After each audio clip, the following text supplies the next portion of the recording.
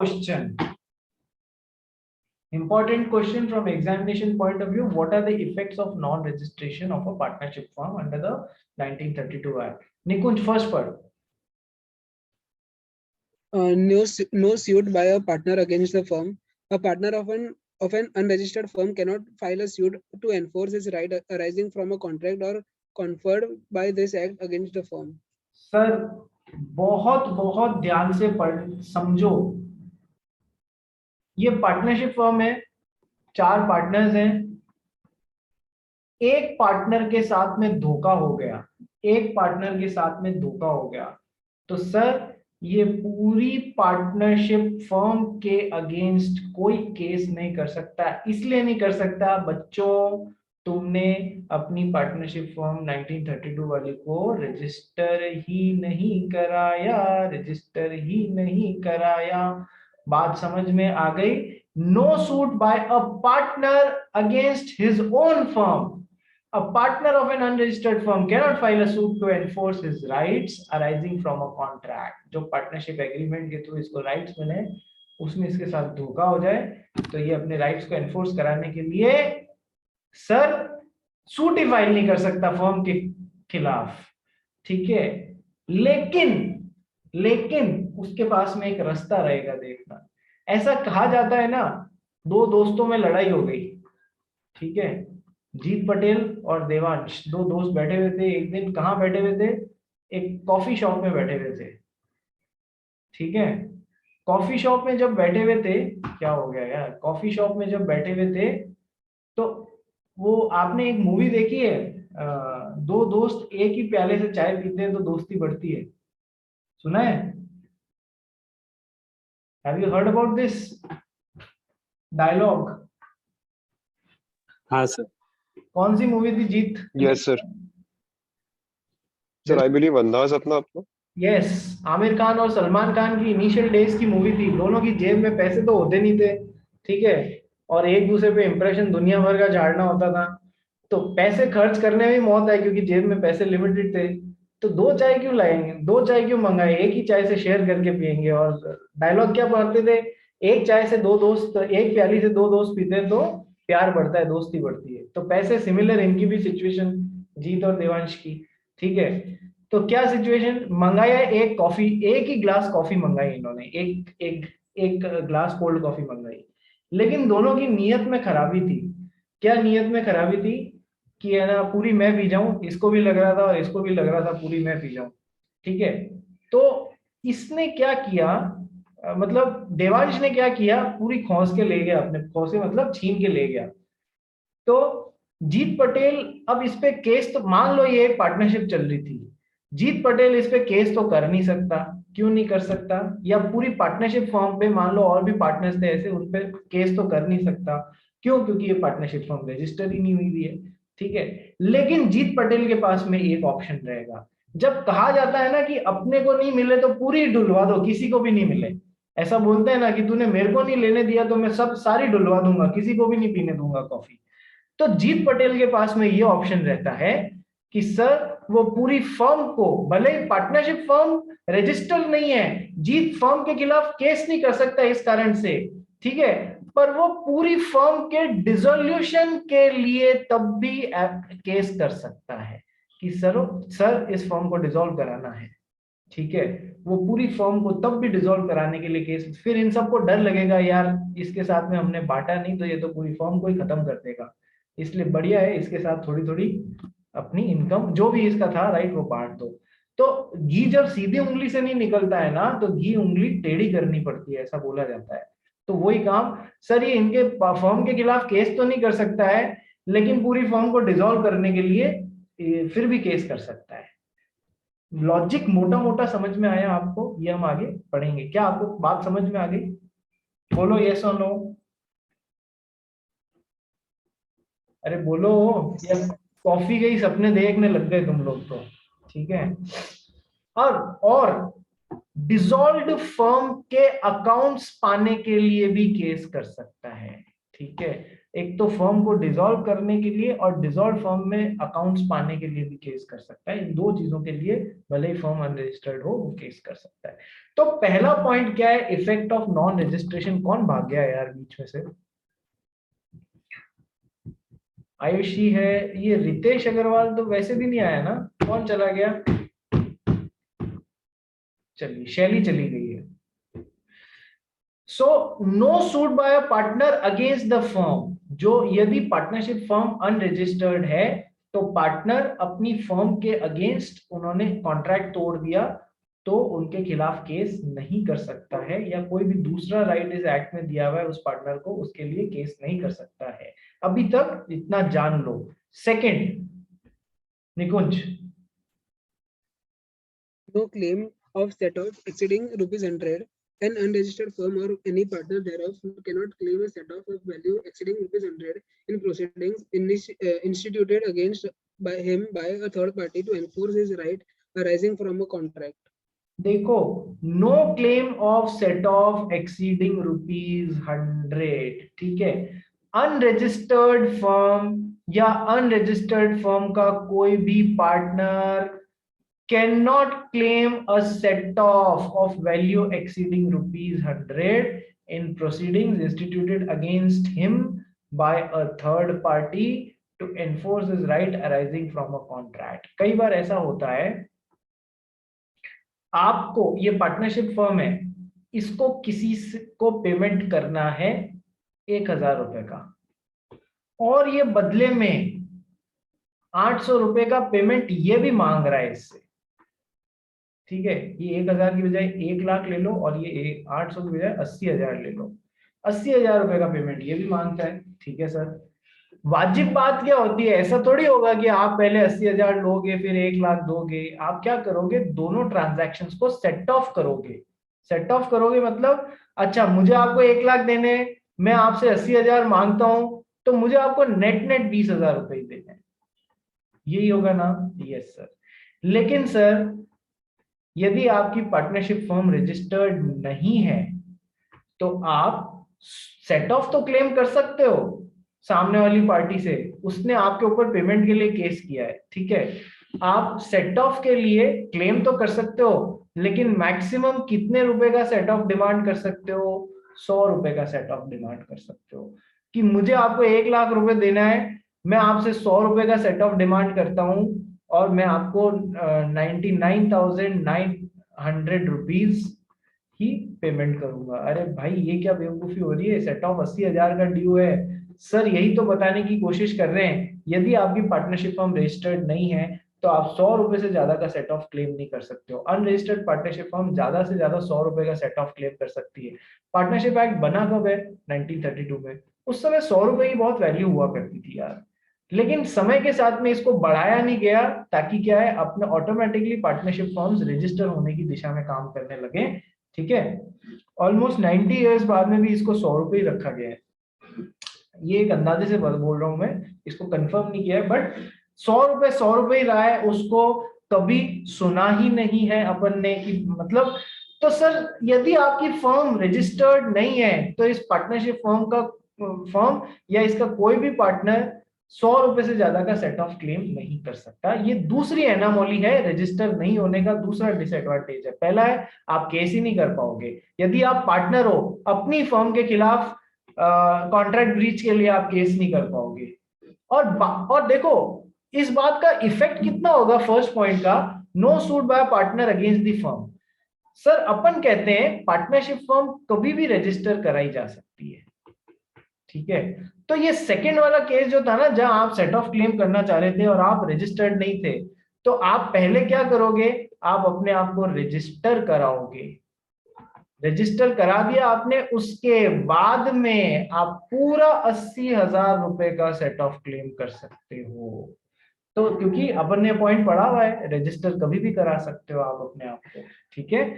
लेकिन पहला वाला पॉइंट जहां पर एक पार्टनरशिप फर्म का ही पार्टनर उसके खिलाफ केस करना चाहता है, तो सर यहां पर प्रैक्टिकली देखना, रजिस्ट्रेशन के टाइम अपन ने पढ़ा था, जब रजिस्ट्रार के पास में आप रजिस्ट्रेशन के लिए एप्लीकेशन लगाते हैं प्रेस्क्राइब्ड फॉर्मेट में, तो उसपे सारे पार्टनर्स के साइन होने चाहिए। All partners need to sign that application for registration. अब सर इन लोगों में आपस में लड़ाई चल रही है, क्या बाकी के पार्टनर उस रजिस्ट्रेशन की एप्लीकेशन पे साइन करके अपने ही पैरों पे कुल्हाड़ी मारेंगे क्या कि हाँ ठीक है रजिस्ट्रेशन करा देते हैं, फिर तू हम पे ही केस ठोक देना? क्या वो ऐसा करेंगे कभी जीवन में? आप और मैं भी इस जगह होते हैं ना, अपन भी ये होने नहीं देते। इसलिए कहा जाता है कि शुरुआत से ही जब अच्छे मधुर संबंध हैं तभी फॉर्म को रजिस्टर करा लो, कम से कम एक दूसरे से लड़ाई में कानूनी रास्ते खुले रहेंगे। ठीक है, हालांकि सच्चाई ये है कि बाद में भी रजिस्टर करा सकते हैं, लेकिन रजिस्ट्रेशन कराने के लिए सारे पार्टनर्स का एप्लीकेशन पे साइन करना जरूरी होता है।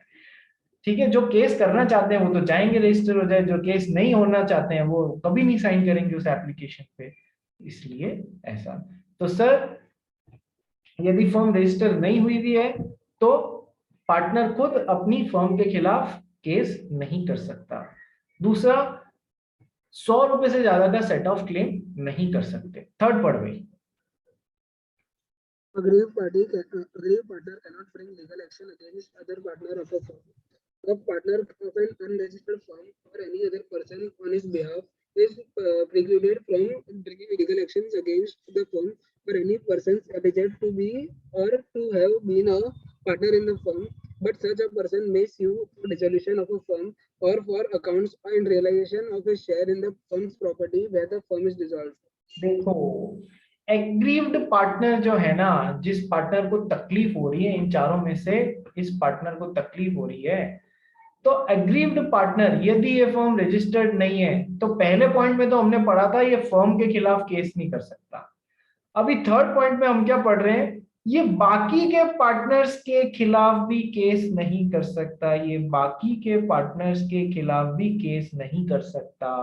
ठीक है, सिंपल।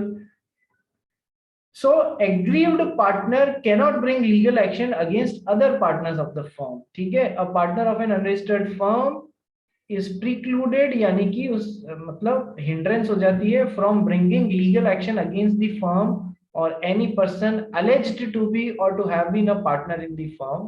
जो पहले हुआ करता था पार्टनर, उसके खिलाफ भी या जिसके अगेंस्ट लगता है कि ये भी पार्टनर है, वो किसी के भी अगेंस्ट केस नहीं ला सकता यदि उसकी पार्टनरशिप फॉर्म रजिस्टर्ड नहीं है। लेकिन जब घी सीधी उंगली से नहीं निकलता है तो उंगली टेढ़ी करी जाती है वाला पॉइंट है ये। But such a person may sue for dissolution of the firm. मेरे को कॉफी नहीं पिला रहे हो, मेरे साथ शेयर नहीं कर रहे हो, लो मैं पूरा ही डुलवा देता हूँ खाना, अब तुम भी मत खाना। ठीक है, so such a person may sue for dissolution of the firm और for accounts and realization of a share in the firm's property where the firm is dissolved। जहां पर फर्म डिसॉल्व हो रही है तो वो भले उसकी फर्म रजिस्टर नहीं हुई हुई थी, अपने हिस्से के अकाउंट्स के लिए और अपने हिस्से के शेयर के रियलाइजेशन के लिए फर्म के ऊपर केस कर सकता है। ये दो चीजों का राइट उसको फिर भी मिला हुआ है कि एक तो डुलवा दे सबका, दूसरा अब फर्म को डिसॉल्व करवा दे, ये फिर भी मिलेगा भले ही तेरी फर्म रजिस्टर्ड नहीं थी तो भी तेरे को राइट देते हैं। और अपनी फर्म में अकाउंट्स और अपने हिस्से का जो शेयर है उसके रियलाइजेशन के लिए आप केस लगा सकते हैं। ठीक है, 3 पॉइंट समझ में आ गए। रजिस्ट्रेशन नहीं हुआ हो तो क्या क्या होगा, बोलो सभी जने। 3 पॉइंट समझ में आ गए, क्या डिफिकल्टीज आती हैं? यस और नो? अरे yes sir. No yes. Point number 4 पर, चौथी क्या तकलीफ आती है यदि फर्म रजिस्टर नहीं होती है? In a civil court by a firm or other co-partners against third parties, the firm or any other person on its behalf cannot bring an action against the third party for breach of contract entered into by the firm unless the firm is registered and the persons suing are or have been shown as partners in the firm in the register of the firms. निकुंज में तो क्या कर रहा है तू? कोई stage पे mic पकड़ के गाना गा रहा है क्या, जो कभी माइक के साथ में डांस करते हुए इतनी दूर ले जाता है और कभी पास में आ जाता है? अरे No sir. तो फिर आवाज कभी तेज कभी धीमे कैसे हो रही है? पता नहीं सर। अपने आप को माइकल जैक्सन मत समझ, ठीक है, अच्छे से पढ़। So no suit in a civil court by a firm. देखो बहुत ध्यान से पढ़ना, इसमें एक कैच है। कैच क्या है? सिविल कोर्ट है, ठीक है, क्रिमिनल कोर्ट के लिए मनाही नहीं है। सिविल कोर्ट के लिए मनाही है। So no suit in a civil court by a firm और अदर को पार्टनर्स अगेंस्ट थर्ड पार्टीज। पहला पॉइंट क्या था, एक पार्टनर अपनी फर्म के अगेंस्ट केस नहीं कर सकता है। तीसरा पॉइंट क्या था, एक पार्टनर बाकी के पार्टनर्स के अगेंस्ट केस नहीं कर सकता है। दूसरा पॉइंट क्या था, सर सेट ऑफ आप क्लेम नहीं कर सकते 100 रुपए से ज्यादा का। ये 3 पॉइंट तो अपन ने पढ़ लिए कि रजिस्टर नहीं हुए तो इतनी इतनी तकलीफ आएंगी। चौथा पॉइंट क्या है, आप किसी भी थर्ड पार्टी के अगेंस्ट, चाहे वो फर्म है, ये पूरी पार्टनरशिप फर्म है या फिर इसका कोई भी पार्टनर है, कोई भी पार्टनर है, वो किसी थर्ड पार्टी के अगेंस्ट सिविल सूट नहीं ला पाएंगे, सिविल सूट नहीं ला पाएंगे। जैसे इस थर्ड पार्टी के साथ में कोई कॉन्ट्रैक्ट हुआ था, थर्ड पार्टी ने अपना कॉन्ट्रैक्ट तोड़ दिया, तो सर इस पे हम कैसा केस करेंगे, सिविल सूट ही तो करेंगे सर, बिल्कुल सिविल सूट करेंगे। ठीक है, क्रिमिनल नहीं, सिविल सूट। क्रिमिनल तो होता है आपने कोई क्राइम किया होता हो, किसी का मर्डर कर दिया हो वगैरह वगैरह, चोरी कुट्टा किया हो, वो एक अलग बात है, यहाँ पर तो सिविल सूट मिलेगा। तो आपकी फर्म यदि रजिस्टर्ड नहीं है तो आप थर्ड पार्टी, आप यानी कि फर्म या फिर कोई भी को पार्टनर्स इस थर्ड पार्टी के अगेंस्ट सिविल सूट नहीं फाइल कर सकते हैं, यानी कि गए तेरा के भाव आप। ठीक है, आपको आपका पेमेंट नहीं मिलेगा। तो अपनी इस गलती को कैसे सुधारोगे, सर पहले अपने आप को रजिस्टर कराओ, फिर सूट फाइल करो, तब वो सूट मेंटेनेबल हो जाएगा। अपन ने पढ़ा है ना, रजिस्ट्रेशन कभी भी हो सकता है, नंबर 1। अपन ने पढ़ा है ना कि at the time of filing the suit, at the time of filing the suit और civil suit the firm must be registered firm, तो फिर वो केस मेंटेनेबल हो जाएगा। तो अपनी इस गलती को सुधार सकते हो आप। ये जो चौथा पॉइंट है, सर समझ में आया? अभी तक समझ में आया? बोलो यस। लेकिन ये क्रिमिनल सूट के लिए ये बाउंडेशन नहीं होगी। यदि ये पार्टनरशिप फर्म या इसका कोई भी पार्टनर किसी भी के भी ऊपर, चाहे वो थर्ड पार्टी हो चाहे वो खुद का पार्टनर हो, उसके ऊपर कोई क्रिमिनल केस फाइल करना चाह रहा है ना, तो वो चाहे रजिस्टर्ड है चाहे नॉन रजिस्टर्ड है, इससे कोई फर्क नहीं पड़ता है, वो बिल्कुल फाइल कर सकता है। क्योंकि क्राइम केवल एक आदमी के अगेंस्ट नहीं होता है, क्राइम पूरे स्टेट के अगेंस्ट होता है, पूरे भारत, पूरे उस स्टेट जहां आप बैठे हो उसके अगेंस्ट क्राइम होता है। यदि किसी ने किसी का मर्डर कर दिया तो वो केवल उस आदमी के या उसके परिवार के अगेंस्ट क्राइम नहीं किया है, आपने लॉ एंड ऑर्डर को चैलेंज कर दिया है, इसलिए क्राइम किया है किसी ने, तो क्रिमिनल केस फाइल करने पे कोई मनाही नहीं होगी, चाहे आप रजिस्टर्ड नहीं हो, आप क्रिमिनल केस हमेशा फाइल कर सकते हो। देखो फॉर एग्जांपल, ये एक पार्टनरशिप फर्म है, इसका एक पार्टनर जो है वो सारे फंड्स चोरी करके भाग गया। चोरी करके भागने का मतलब उसने क्राइम किया है। चोरी क्या होती है, क्राइम होता है ना। तो अब सबने मिलके, पूरी पार्टनरशिप फर्म ने या बाकी के पार्टनर्स ने इसके ऊपर केस ठोका। ये 1.5 आना, इसने पार्टनरशिप एक्ट अधूरा ही पढ़ा था, इसने बस इतना ही पढ़ा था कि यदि पार्टनरशिप फर्म रजिस्टर्ड नहीं हो तो केस फाइल नहीं कर सकते हैं किसी के भी ऊपर, खुद के पार्टनर्स के अगेंस्ट भी या थर्ड पार्टी के अगेंस्ट भी केस फाइल नहीं कर सकते। तो इसने बस इतना ही पढ़ के और इस पार्टनरशिप फर्म से पैसे चोरी कर लिए, क्राइम कर लिया और भाग गया। ठीक है सर, उसको बेचारे को ये नहीं पता था कि रजिस्ट्रेशन की रिक्वायरमेंट जरूरी की गई है केवल सिविल सूट फाइल करने के लिए। तो जज ने इसकी दलील मना कर दिया कि भैया क्राइम में तो रजिस्ट्रेशन से कोई मतलब ही नहीं है, क्राइम के लिए पार्टनरशिप फर्म या फिर पार्टनर्स किसी के भी अगेंस्ट सूट फाइल कर सकते हैं। ये पॉइंट का मतलब काफी कुछ समझ में आया। ये क्वेश्चन आया हुआ है, चोरी करके भाग गया, फिर उस पर क्रिमिनल, फिर उस पर सूट लगाया, फिर उसने चैलेंज ये किया कि आप तो मेरे अगेंस्ट कर ही नहीं सकते क्योंकि आपकी फर्म रजिस्टर ही नहीं है। तो वहां बोला वो क्रिमिनल केस के लिए नहीं है, वो केवल सिविल केस के लिए। सर अभी तक समझ में आया क्या? बोलो हाँ या ना। एक पॉइंट और है इसमें, एक पॉइंट और है सर, वापस पढ़ो। The firm or any other person on its behalf cannot bring an action against the third party for breach of contract entered into the firm unless, सबसे पहली बात, the firm is registered। जब तक की firm register नहीं हुई है तब तक केस फाइल नहीं किया जा सकता, ये तो हम पहले भी पढ़ चुके हैं। एंड दूसरी बात, The persons who are suing are or have been shown as partners. जो सूट फाइल कर रहे हैं उनको पार्टनर जैसे रजिस्टर ऑफ फर्म्स में पार्टनर जैसे शो कर दिया गया है, उनको पार्टनर जैसे शो किया गया है। इस पे सेकंड पॉइंट को मिला के एग्जाम में क्वेश्चन बने हुए हैं, बताऊंगा अभी कैसे। Unless the firm is registered and persons who are suing are or have been shown as partners in the firm in the register of firms. उनको शो किया गया है, जो केस कर रहे हैं ना फर्म के बिहाफ पे, उनको फर्म के अंदर पार्टनर्स शो किया गया है। बात समझ में आई? वो सभी पार्टनर्स जैसे शो किए गए हैं। आओ दो एग्जाम्पल से समझाता हूँ इसका क्या मतलब है। आज थोड़ा 5-7 मिनट एक्स्ट्रा लूंगा, ये टॉपिक खत्म करके ही छोड़ूंगा। मेरे ख्याल से किसी को कोई दिक्कत नहीं होनी चाहिए। देखो, एक पार्टनरशिप फर्म में ए, बी और सी तीन पार्टनर्स थे। सी की हो गई डेथ, सी की हो गई डेथ। अब ये partnership firm registered partnership firm थी। It was a registered partnership firm under the partnership act 1932।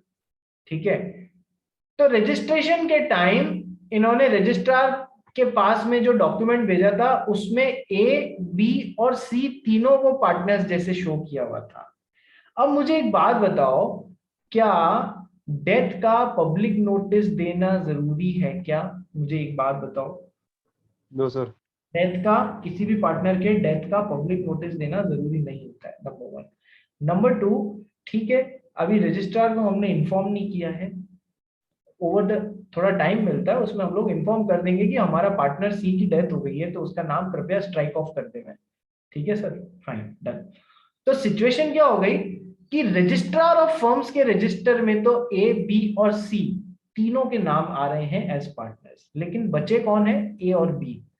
इतने में थर्ड पार्टी ने इनके साथ में धोखा किया। इन्होंने, ए और बी ने थर्ड पार्टी के खिलाफ केस फाइल किया। क्या ये केस फाइल कर सकते हैं? मैंने क्या कहा था, ये रजिस्टर्ड है। यस, तो सर वो पहली रिक्वायरमेंट तो पूरी हो गई कि ये लोग रजिस्टर्ड है। एंड दूसरी रिक्वायरमेंट क्या है? जो भी पार्टनर्स फर्म के बिहाफ पे केस फाइल कर रहे हैं, they have been shown as partners in register of firms का रजिस्टर। तो सर कौन फाइल कर रहा है केस? अब ए और बी थर्ड पार्टी के खिलाफ केस फाइल कर रहे हैं। क्या वो लोग शो नहीं हो रहे हैं रजिस्टर ऑफ फर्म्स में एज पार्टनर्स? शो हो रहे हैं या नहीं हो रहे हैं? बोलो, शो हो रहे हैं या नहीं हो रहे हैं फर्म्स में? तो सर सेकंड रिक्वायरमेंट भी पूरी हो गई। The person suing are or have been shown as partners in the firm in the register of firms. तो सर ये जो थर्ड पार्टी है ना, ये नहीं बोल सकता कि सर सी तो चला गया ना, ऐसे। इसका मतलब नहीं है। हमारे को तो दो ही मतलब है कि सर एक तो फर्म रजिस्टर हुई हुई है तो ही वो थर्ड पार्टी पे केस कर सकती है, दूसरा जो फर्म के बिहाफ पे केस फाइल कर रहे हैं वो रजिस्ट्रार ऑफ फर्म्स में पार्टनर जैसे शो किए गए हैं। सर वो भी रिक्वायरमेंट पूरी हो रही है, ये केस बिल्कुल चलेगा और बिल्कुल केस टिका रहेगा कोर्ट में, उड़ेगा नहीं। ये हो गया पहला एग्जाम्पल, पहली वेराइटी। दूसरा देखो, ये जब दूसरा देखोगे ना तब पूरा डिफरेंस समझ में आएगा। एक पार्टनरशिप फर्म में ए, बी और सी तीन पार्टनर्स थे। पार्टनरशिप फर्म बाकायदा रजिस्टर्ड पार्टनरशिप फर्म है। रजिस्ट्रार ऑफ फर्म्स के रजिस्टर में ए, बी और सी तीनों को इसका पार्टनर शो किया हुआ है। ओवर द टाइम सी की हो गई डेथ, अभी तक ये अपडेट नहीं करा है, और इन्होंने डी, मिस्टर डी को इनकमिंग पार्टनर जैसे इस फर्म में एडमिट कर लिया। ठीक है, लेकिन अभी तक रजिस्ट्रार को इन्फॉर्म नहीं किया कि मिस्टर डी भी हमारे यहाँ पर आ चुके हैं, तो रजिस्टर ऑफ फर्म्स में मिस्टर डी के बारे में कुछ नहीं लिखा है। अब इन द मीनवाइल इनको थर्ड पार्टी के ऊपर केस करना पड़ गया। इन द मीनवाइल इनको थर्ड पार्टी के ऊपर केस करना पड़ गया। तो अपना रूल क्या है कि सर फर्म रजिस्टर्ड होनी चाहिए, वो तो रूल, पहली बात तो पूरी हो गई। And the persons who are suing have been shown as partners in the register of firms. Who are suing? A, B and D. क्या रजिस्टर में ए का भी नाम है, बी का भी नाम है और डी का भी नाम है क्या? डी का तो नाम नहीं है। तो क्या ये सूट मेंटेनेबल होगा? सर सेकंड बात पूरी नहीं हो रही है, इसलिए सूट मेंटेनेबल नहीं होगा। तो मतलब सूट कब मेंटेनेबल होता, जब यहाँ अपडेट करा देते डी का नाम, साथ में सी का भी हटवा देते, वो एक अलग बात है, तब फिर केस फाइल करते ना, तो जो भी केस फाइल कर रहे हैं वो पार्टनर्स जैसे शो हो रखे हैं। अब समझ में आया एग्जाम्पल 1 और 2 को मिला के? बोलिए कि फर्म थर्ड पार्टी पे केस तभी कर सकती है जब एक तो वो रजिस्टर्ड हो, और दूसरा ऑल द पार्टनर्स जो सूट फाइल कर रहे हैं they have been shown as partners in the register of firms, all the person who are instituting the suit have been shown as partners. Sir ji समझ में आएगा या 4 पॉइंट्स? नॉन रजिस्ट्रेशन के effect क्या क्या होते हैं, थ्योरेटिकल क्वेश्चन भी आ जाएगा इस पे, और थ्योरेटिकल क्वेश्चन के अलावा प्रैक्टिकल क्वेश्चंस भी जैसे जैसे बन रहे थे मैंने आपको साथ में कराए हैं। सर समझ में आया या नहीं आया? बोलिए यस और नो। Yes sir. ठीक है, 5 मिनट और दो, खत्म करते हैं। 4 ही छोटे छोटे पॉइंट से, ज्यादा समझने का इनमें उतना समझने का नहीं है जितना ऊपर का। Now exceptions, what are the effects, non effects of registration? Non registration के मतलब इफेक्ट्स क्या थे वो तो हमने पढ़ लिया ऊपर। अब सर रजिस्ट्रेशन के कारण ये सारी बातें इफेक्ट नहीं होंगी, ठीक है? The non registration of a firm does not effect the following rights. Number 1, पढ़ भी नहीं कुछ। The right of third parties to sue the firm or any partner.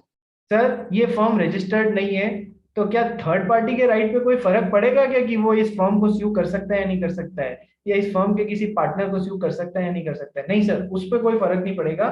Third party तो बिल्कुल इसके ऊपर केस कर सकती है, थर्ड पार्टी तो बिल्कुल इसके ऊपर केस कर सकती है। क्या पहला पॉइंट समझ में आया? बोलो यस। अरे जल्दी बोलो। शैली, शिवम, सोमत, मोहित अग्रवाल, हिमांशी, देवांश। देवांश कॉफी पी के पड़ गया क्या? नहीं सर। नहीं सर, जीत ने डुलवा दी तो मैं कहां से पीऊंगा। अब सर यहाँ पर थर्ड पार्टी भी केस नहीं कर पाएगी यदि वो खुद एक अनरजिस्टर्ड पार्टनरशिप फर्म है, नॉन रजिस्टर्ड पार्टनरशिप फर्म है। तो sir non registered partnership firm third party के खिलाफ कभी केस नहीं कर सकती है, ठीक है? ये एक बहुत ही हाई लेवल सिचुएशन बताइए। बाकी थर्ड पार्टी के राइट पे कोई फर्क नहीं पड़ेगा यदि एक पार्टनरशिप फर्म अनरजिस्टर्ड है, तो वो थर्ड पार्टी तो उस पे या उसके किसी पार्टनर पे हमेशा केस ठोक सकती है। Point number 2 Nikunj. The right of partners to sue for the dissolution of the firm or the further settlement of the accounts or of a dissolved firm or for realization of the property of a dissolved firm. The right of partners, एक minute, हमारा शिवम कुछ बोल रहा है। नहीं मेरे इधर तो रोज ही ऐसा होता है। क्या होता है रे तेरे इधर रोज ऐसा? चलो, the right of partners to sue for the dissolution of the firm or for the settlement of accounts of a dissolved firm or for realization of property of a dissolved firm।